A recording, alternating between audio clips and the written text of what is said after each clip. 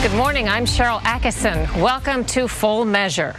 Thursday, Hillary Clinton faces the House Select Committee on Benghazi. The former Secretary of State will answer questions about the September 11, 2012 attack on the U.S. compounds that killed 4 Americans, including Ambassador Chris Stevens. A new Full Measure Rasmussen Reports poll released today asked 1,000 likely voters, has Hillary Clinton been honest in her disclosures and testimony related to Benghazi? 27% said yes, 52% said no, and 22% were not sure. Over the past 3 years, a body of evidence has emerged showing that 8 weeks before President Obama's re-election, the administration, including Clinton, worked to steer the public narrative away from the terrorist nature of the attacks, security shortfalls, and the lack of a military rescue.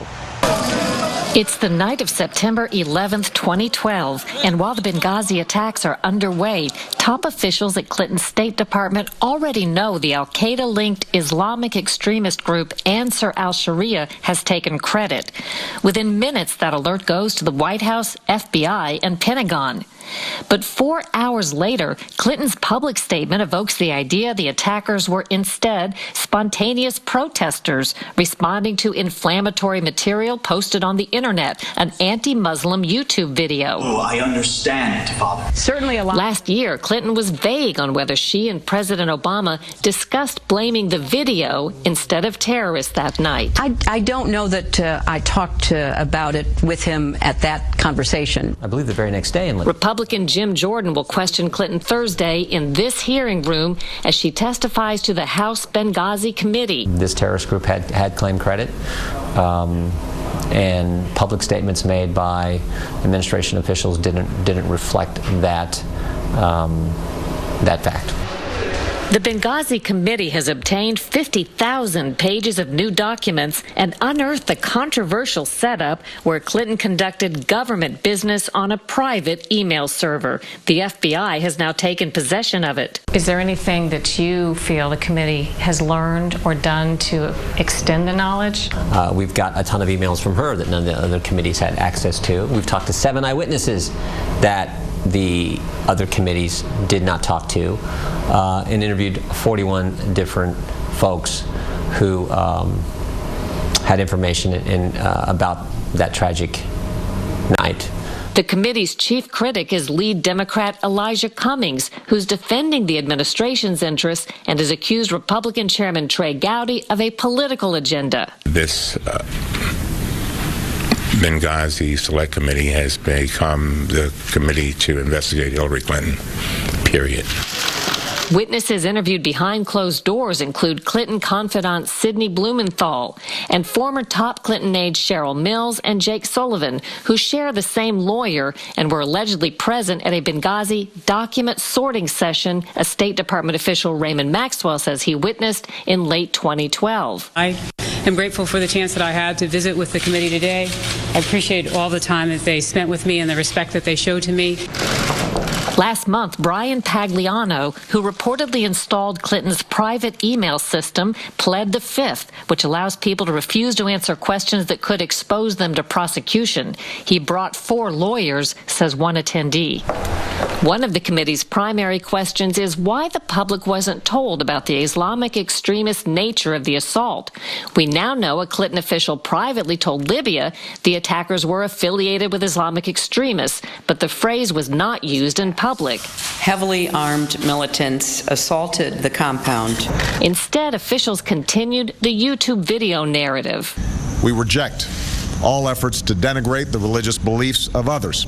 Clinton Ambassador Susan Rice stayed on message on the Sunday TV talk shows. We do not have information at present that leads us to conclude that this was premeditated or pre-planned. We learned much later that Obama officials deleted references to terrorism and al-Qaeda from Rice's talking points.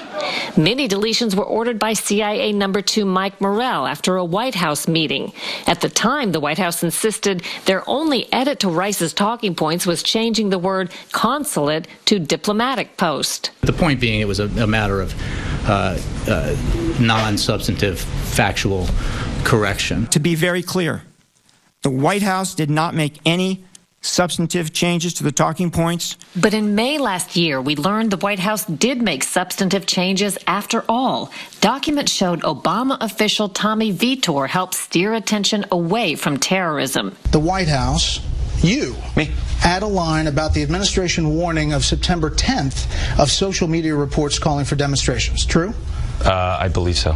More documents revealed last year show top Obama advisor Ben Rhodes coordinated the incorrect messaging to underscore that these protests are rooted in an internet video and not a broader failure of policy.